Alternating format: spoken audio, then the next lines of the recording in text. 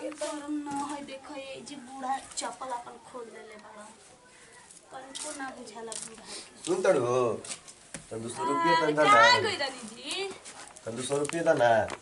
200 रुपया का करबा हो? तनी काम बाटे तनी आवत तन 200 रुपया तन तना काम। कैसन काम बा? तारा के हर बत्ती हम बतइबे करी हो। तारा के हर बत्ती हम बताई। तो काहे ना बता सकी ना? ना आई तनी पर्सनल काम बाटे जानत न। अच्छा तो कैसन पर्सनल काम ह तनी हमरो के तो बता सकम।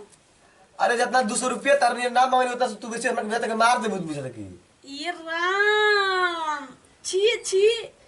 आ जीरो पियले बानी भग भग पियले बानी जी आ वही खातिर मांगो तनी पैसा आय मां कसम हम नहीं की पियले हो ना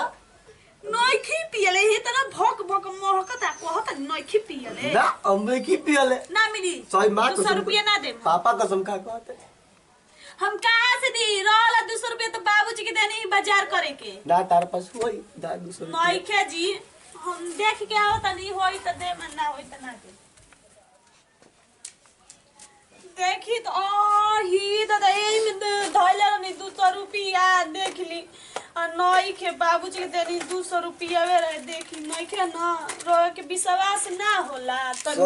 सही के नहीं के जाए दर तब तब रह जाए के तो दादी दादा रह हम जान के नहीं तरह के पैसा लेके ऐसने तो मरद चाहिए मान गनी एक बात पे बोली पे ठीक बा हम जा तन धा देबे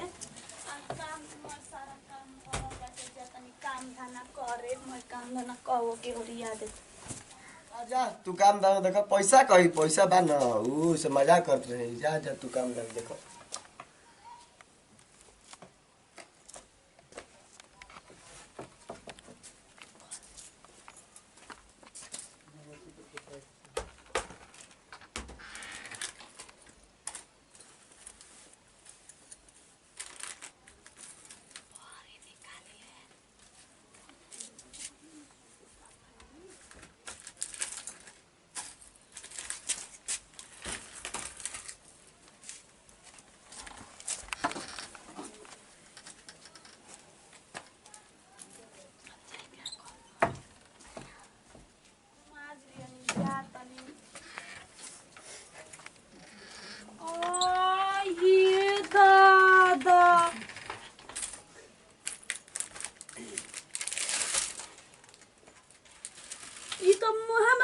दादा ये तरी खुला बा के खुला करू चोर हो रहा है रे घर में रुको बता तन बाबूजी का हो बाबूजी का हो है ना सुनी तो का तुम हाय तन देखी तो का हो बोल देखी रोवे देखी का होती देख हाय देखी तो मोय है ढारल बाटे हाय सब हमर इतिया नई के चनिया के हारावा जोन रहे चानी के ऊ नहीं के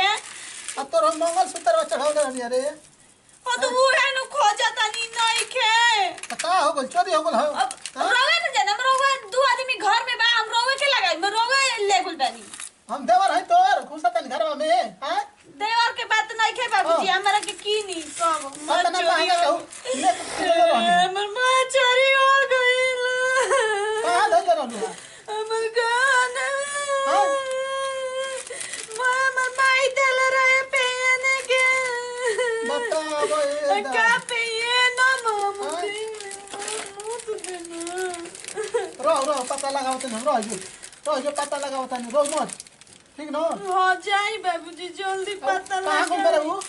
का ऊ 200 रुपया मांगत रहनी त हम ना देलानी 200 रुपया हां ओए साला ना लेके भागल ले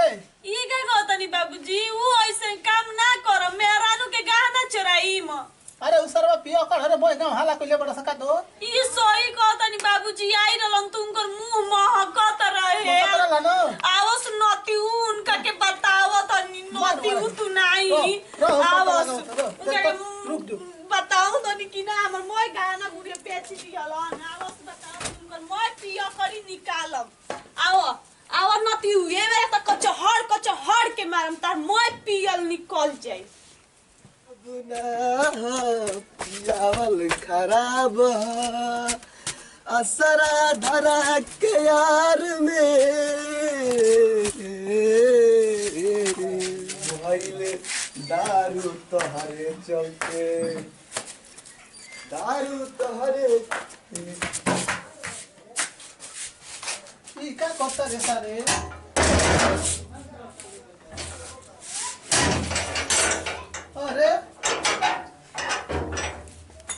ये क्या करता रे सारे आओ डार्लिंग अरे मिजाज बदल बा डार्लिंग हई आय तार बाप हई तार दादा बाबूजी तार नहीं खा बात आय तार दा खराती का घर में बैठ जा तार भाई खाना छोड़ा होता है ठीक है होता तोरा के केहू ना छुड़ा सकेला तोरा के छूट जीबे बाबू बोलियन बाबू नहीं बोलेंगे बाबू जी बोल देंगे बक्सर ले जाके हम ठोक देंगे और वो बोलेगी कुछ नहीं तुम्हारी मेरी जान है तुमको कभी नहीं छोड़ सकता जानू तुमको कभी नहीं छोड़ सकता समझी के करा के जानू जानू आई इंग्लिश झारा तड़ा हो न तू कहाँ ले आइल ह आय आई मैं ओही दादा होय दारू छी राम छी देख छी देख इज्जत कर इज्जत तनी रुक जा अभी ही दादा हमर लागत है इहे न ले गोला हन है ई सब ए नती उहे में लेके गोला हो आय के लेके गोला है में से अभी बता ना तो तार के लतियाईम तार मोय पियल छोड़ा दे आज के बाद पिया बना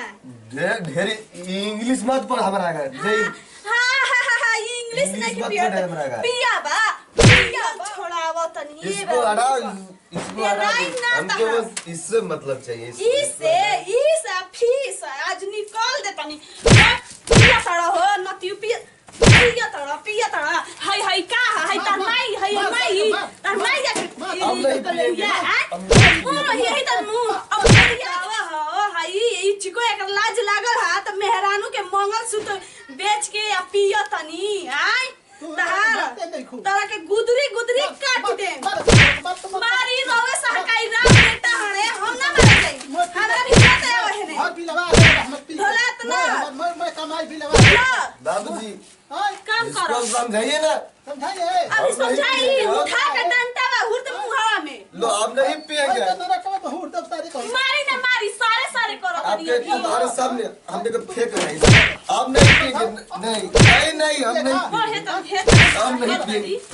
अब नहीं पिएंगे आपके सामने बाबू देख मारे के तो इहे मारा जाता अब नहीं पिएंगे अब नहीं पिएंगे हम जा रहे हैं हम जा रहे हैं आवा एबर बता दे तनकी ना अरे बाप हे तना है पियल जला मर्दाना के कहावा सोचे के चाही घर के स्थिति का दिलाता का इथी होता दू पैसा कमा के लिए आई घरे बिलाता तो घर के में खर्चा पानी चलाई तो है पियही में और आवात है मर्दाना और ना तो मेहरानू के मंगल सुतई थी आज के बाद सुधार जइबा। नमस्कार प्रणाम भैया हम सोनम सिंह भोजपुरी समाज के गोड़ छुके गोड़ लगा तनी ऐसे ही प्यार दुलार आशीर्वाद बनौले रही जा आइए भैया जी कहूँ नमस्ते प्रणाम हम शिवशंकर दीवाना हमार चैनल के नाम बटे मशहूर कॉमेडी यार रो सब लाइक करी सब्सक्राइब करी कमेंट करी देखी सब ये अपन टीम बटे रो सब के बीच में एक छोट मोट वीडियो रो सब के चैनल पर चढ़ले बन जा जिसमें कमेंट में अच्छा या खराब जरूर कुछ लिखे भेजिए। जय हिंद जय भारत।